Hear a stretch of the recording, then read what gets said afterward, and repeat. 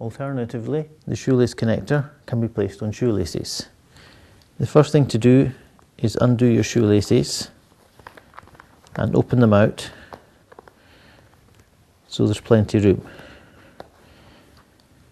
Next, take your shoelace connector, undo the button. We can then feed this up through the shoelaces,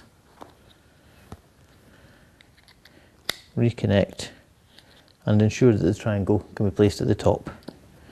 You can then retie your shoelaces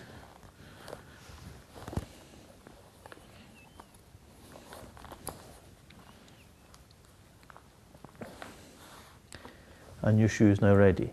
Now, please do remember to check your shoelaces regularly for wear and tear because you are putting additional strain on them. And also we do recommend that you use a minimum of 3 shoelace lengths within the strap for security.